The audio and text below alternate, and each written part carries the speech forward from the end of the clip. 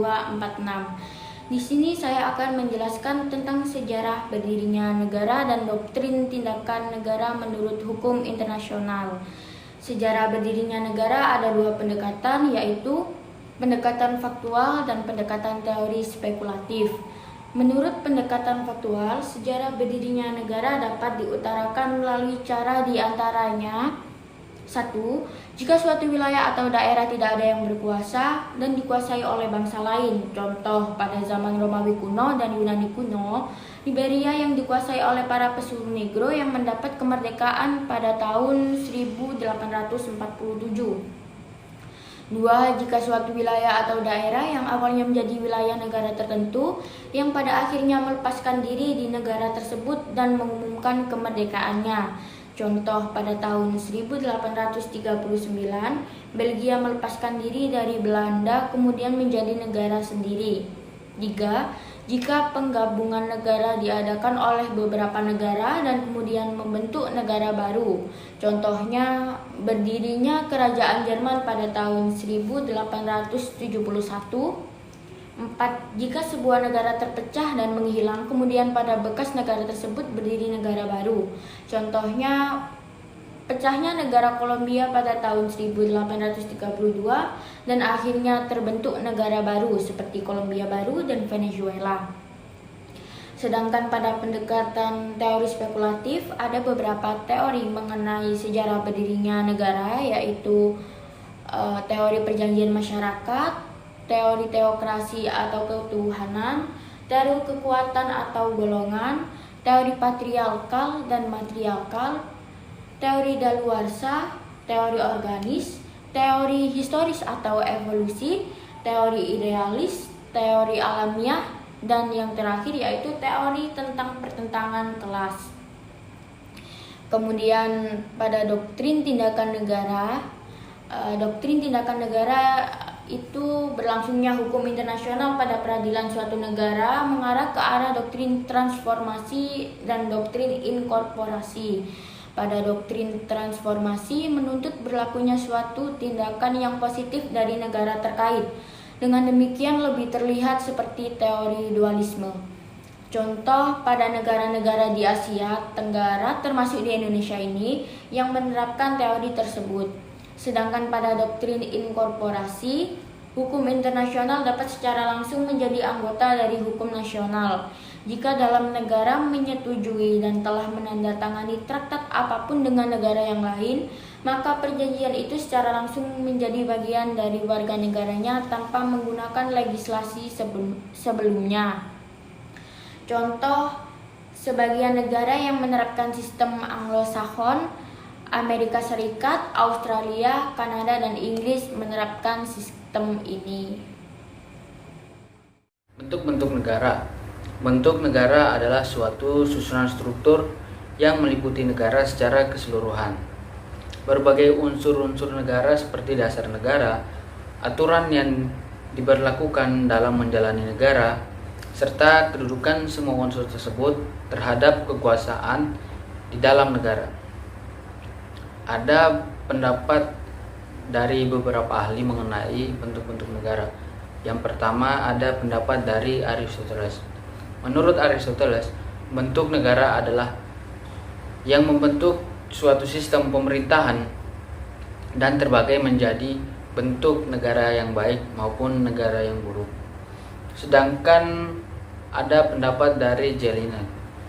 Jelinek ini sendiri ditulis dalam bukunya yang berjudul Allgemeine Staatslehre, menyatakan bahwa bentuk suatu negara dilihat dan ditetapkan berdasarkan pihak yang mengambil keputusan. Seperti contoh, jika keputusan negara ditetapkan oleh satu orang saja, maka negara tersebut berbentuk monarki. Sedangkan keputusan negara yang ditetapkan oleh banyak orang, maka bentuk negara tersebut ialah republik. Yang ketiga ada Leon Duguid. Sama seperti Jelin tadi, Leon Duguid ini ditulis dalam bukunya yang berjudul Traité droit constitutionnel. Bentuk negara itu dilihat dari cara pengangkatan kepala negara. Pengertian tersebut mengarah bahwa jika berdasarkan keturunan, maka bentuk negaranya ialah monarki. Tetapi jika pengangkatannya melalui pemilihan, maka bentuk negaranya ialah republik. Adapun macam-macam bentuk negara, ada dua macam, negara kesatuan dan negara serikat atau federasi. Yang dimaksud dengan negara kesatuan ialah bentuk negara yang merdeka dan berdaulat, dengan kekuasaan tertinggi berada pada pemerintah pusat, dan berdasarkan perundang-undangan yang berlaku. Pemerintah juga berhak mengatur seluruh wilayah dengan memberikan kekuasaan dan kewenangan pada wilayah-wilayah tertentu. Sedangkan negara serikat atau negara federasi merupakan bentuk negara yang membagi wilayahnya menjadi beberapa bagian, seperti negara bagian, republik, provinsi, dan lain-lain. Bentuk negara federasi memiliki dua undang-undang, yaitu Undang-Undang Federasi dan Undang-Undang masing-masing negara bagian. Aturan-aturan hukum internasional. Aturan hukum internasional merupakan hukum yang mengatur hubungan antar negara dalam berbagai bentuk. Hukum ini bersifat universal atau umum, di mana peraturan-peraturannya mengikat semua negara atau regional tertentu. Di sini kelompok kami memberikan 4 contoh terkait dengan aturan-aturan hukum internasional. Yang pertama ada perlindungan internasional hak asasi manusia. Yang kedua ada gerakan pembebasan nasional. Yang ketiga ada hak semua bangsa untuk menentukan nasib sendiri. Yang keempat adalah pelarangan diskriminasi.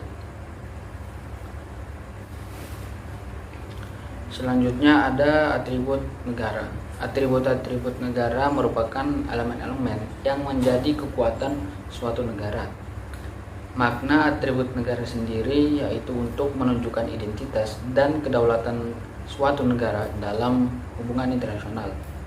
Hal-hal yang menjadi atribut negara antara lain bendera, sang pusaka merah putih, dan bahasa kita sendiri yaitu bahasa Indonesia, dan lagu kebangsaan Indonesia, lagu Indonesia Raya, dasar negara kita yaitu Pancasila, dan lambang negara yaitu Garuda Pancasila. Perkenalkan, nama saya Iqbal Dakalu dengan NPM 2167101029.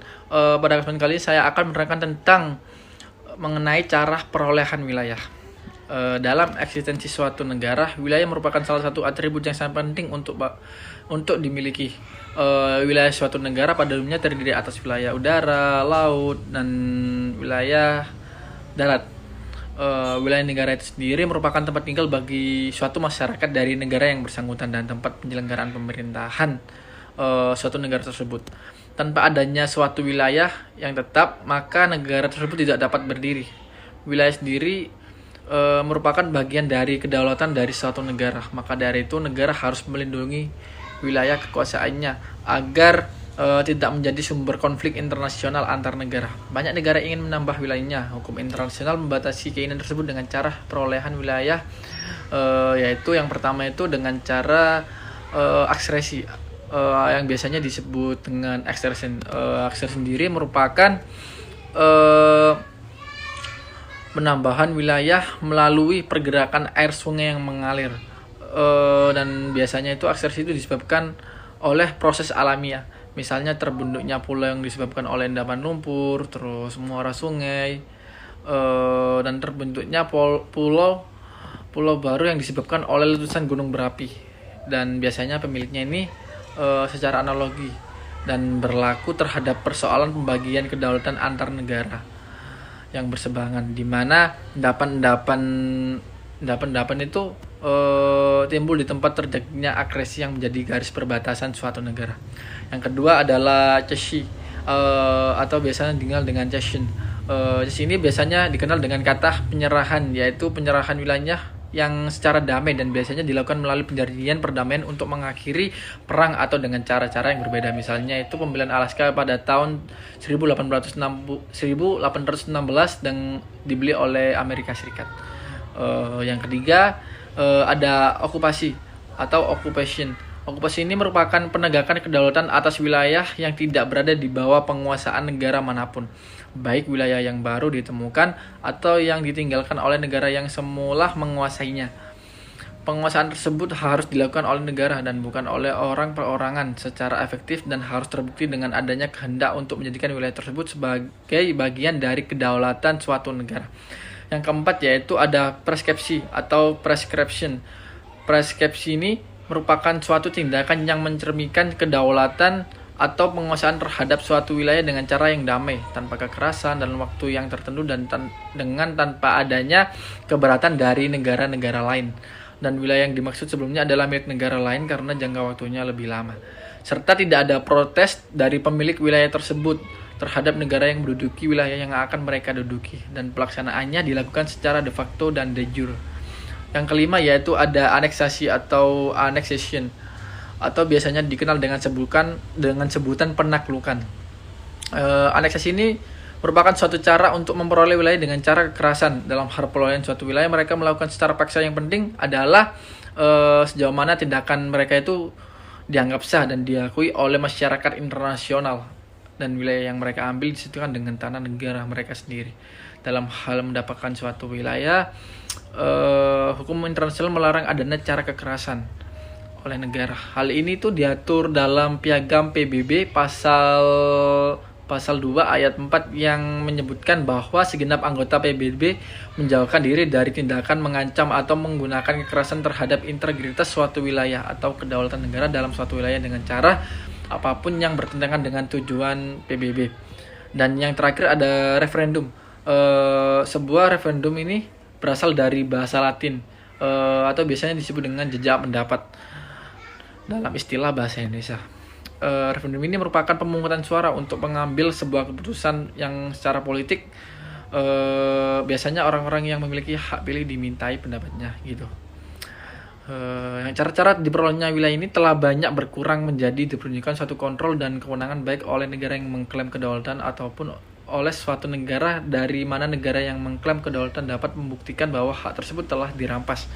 Adapun satu cara yang tambahan diperolehnya suatu wilayah yang yaitu dengan cara kedaulatan teritorial, yaitu merupakan keputusan dari konferensi negara-negara persatuan. Hal ini biasanya terjadi apabila suatu konferensi negara-negara pemenang perang itu pada akhir peperangan menyerahkan kepada negara tertentu sehubungan dengan suatu penyelesaian perdamaian umum.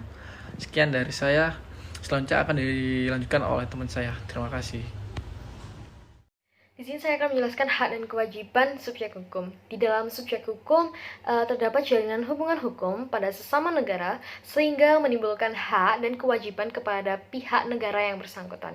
Sesuai dengan konsep hukum internasional, kedaulatan memiliki 3 aspek utama, yaitu pertama ada aspek ekstern. Kedaulatan adalah hak bagi setiap negara untuk secara bebas menentukan hubungan dengan berbagai negara tanpa tekanan, tanpa pengawasan dari pihak negara lain. Lalu yang kedua ada aspek intern. Kedaulatan ialah hak atau wewenang eksekutif suatu negara tersebut untuk menentukan berbagai lembaga yang dipilih dan membuat undang-undang yang berlaku untuk negara tersebut. Lalu yang ketiga ada aspek teritorial, berarti kekuasaan penuh dan eksekutif yang dimiliki oleh masing-masing individu dan benda yang terdapat di wilayah tersebut. Deklarasi prinsip mengenai hak dan kewajiban negara yang terkandung dalam rancangan tersebut adalah sebagai berikut. Hak negara, hak atas kemerdekaan. Lalu yang kedua ada hak untuk melaksanakan jurisdik terhadap wilayah, orang, dan benda yang berada di wilayahnya. Lalu yang ketiga ada hak untuk mendapatkan kedudukan hukum yang sama dengan negara lainnya. Lalu yang keempat ada hak untuk menjalankan pertahanan diri sendiri atau kolektif. Selanjutnya kita masuk ke dalam kewajiban negara. Pertama, ada kewajiban untuk tidak melakukan intervensi terhadap masalah-masalah yang terjadi di negara lain. Lalu yang kedua, ada kewajiban untuk tidak menggerakkan pergolakan sipil di negara lain. Lalu yang ketiga, ada kewajiban untuk memperlakukan semua orang yang ada di wilayahnya dengan memperhatikan hak-hak asasi manusia. Lalu yang keempat, ada kewajiban untuk menjaga wilayahnya agar tidak membahayakan perdamaian dan keamanan internasional. Lalu yang kelima, ada kewajiban untuk menyelesaikan sengketa secara damai. Lalu yang keenam, ada kewajiban untuk tidak menggunakan kekuatan atau ancaman senjata. Yang ketujuh, ada kewajiban untuk tidak mengakui wilayah-wilayah yang diperoleh melalui cara-cara dengan kekerasan. Lalu yang kedelapan, kewajiban untuk melaksanakan kewajiban internasional dengan itikat baik. Dan yang terakhir, ada kewajiban untuk mengadakan hubungan dengan negara-negara lainnya sesuai dengan hukum internasional yang berlaku. Dapat disimpulkan, hak-hak dasar yang paling sering ditekankan adalah hak kemerdekaan dan persamaan kedudukan negara-negara, jurisdik teritorial, dan hak untuk membela diri atau menyelamatkan diri. Kewajiban dasar yang paling dipertahankan adalah kewajiban untuk tidak menggunakan perang sebagai alat, melaksanakan kewajiban untuk digariskan dalam perjanjian, dan kewajiban untuk tidak campur tangan dalam urusan negara lain. Terima kasih. Nah, di sini saya akan menjelaskan mengenai suksesi negara. Nah, sederhananya suksesi negara itu diartikan sebagai suatu penggantian negara. Nah, negara yang digantikan ini disebut dengan predecessor state, sedangkan negara yang menggantikannya itu disebut dengan successor state. Suksesi negara ini juga secara pasti membawa masalah yuridis seperti masalah kontinuitas atau kesinambungan perjanjian internasional yang dibentuk oleh negara yang digantikan atau predecessor state. Nah, sebelum tahun 1978, masalah-masalah ini tuh pemecahannya tuh tidak jelas, dan suatu negara baru karena dia memiliki kedudukan yang lemah, maka sering dibebani dengan berbagai macam kewajiban dan ikatan yang merugikan pertumbuhan kehidupan negara baru itu. Nah, oleh negara yang diganti. Nah, dan karena ketidakjelasan ini, para ahli hukum itu mulai mengemukakan pendapat-pendapat mereka yang kemudian diakui sebagai doktrin. Terus ada dua isu penting dalam proses suksesi negara ini. Yang pertama adalah factual state succession, yaitu masalah-masalah yang berkenaan dengan pertanyaan mengenai fakta atau peristiwa apa sajakah yang menunjukkan telah terjadi suksesi negara. Dan yang kedua adalah legal state succession, yaitu masalah yang berkenaan dengan pertanyaan mengenai apakah akibat hukum yang timbul dalam peristiwa suksesi negara. Nah, pada factual state succession itu, para ahli itu mempunyai pendapat bahwa terdapat sejumlah fakta atau peristiwa yang menunjukkan telah terjadinya tuh suksesi negara, yaitu penyerapan, pemecahan, negara-negara merdeka baru atau newly independent state, dan berbagai bentuk lain, dan penyerapan dan pemecahan dan berbagai bentuk lain. Nah, berkaitan dengan perkembangan bentuk suksesi negara, Konvensi Wina 1978 ini merinci adanya 5 bentuk suksesi negara, yaitu yang pertama adalah suatu wilayah negara atau suatu wilayah yang dalam hubungan internasional ini menjadi tanggung jawab negara itu yang kemudian berubah menjadi bagian dari wilayah negara itu. Yang kedua, negara baru atau newly independent states, yaitu bila negara pengganti yang beberapa waktu sebelum terjadinya suksesi negara merupakan wilayah yang tidak bebas, yang dalam hubungan internasional berada di bawah tanggung jawab negara-negara yang digantikan. Nah, yang ketiga, suksesi negara yang terjadi sebagai akibat dari bergabungnya dua wilayah atau lebih menjadi satu negara yang merdeka. Yang keempat, suksesi negara yang terjadi sebagai akibat dari bergabungnya dua wilayah atau lebih menjadi suatu negara serikat. Dan yang kelima atau yang terakhir, suksesi negara itu yang terjadi sebagai akibat dari terpecahnya suatu negara menjadi beberapa negara baru.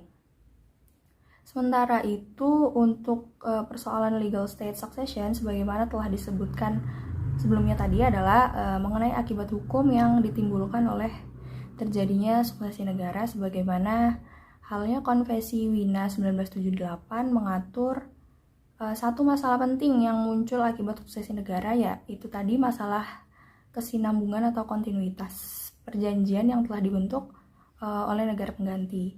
Negara yang terikat dalam suatu perjanjian internasional itu harus melaksanakan perjanjian tersebut dengan itikadnya yang baik. Pengakhiran sepihak atau pembatalan sepihak terhadap perjanjian internasional itu hanya dapat dibenarkan kalau telah memenuhi syarat yang ditentukan berdasarkan isi perjanjian itu sendiri, atau apabila tidak diatur dalam perjanjian maka harus sesuai dengan apa yang diatur dalam Vienna Convention on the Law of Treaties atau VCLT 1969. Nah, di suksesi negara ini ada dua teori. Yang pertama adalah teori Common Doctrine, dan menurut teori Common Doctrine ini dalam terjadinya suksesi negara maka segala hak dan kewajiban negara yang lama itu lenyap atau hilang bersama dengan hilangnya negara itu atau predecessor state, dan kemudian beralih ke negara yang menggantikan atau successor state.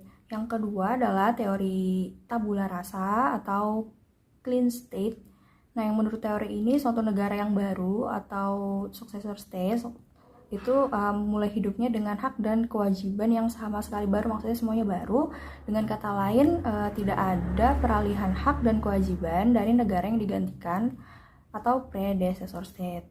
Nah, sebenarnya kedua teori ini tuh sama-sama tidak realistis karena pada praktiknya menunjukkan ada hal-hal yang dianggap dapat beralih dari predecessor state kepada successor state, atau sebaliknya ada hal-hal yang memang tidak beralih sebagaimana ditunjukkan oleh praktik-praktik negara selama ini. Dengan kata lain, tidak mungkin dibuat kriteria yang bersifat general dalam hubungan ini, melainkan harus dilihat kasusnya satu persatu.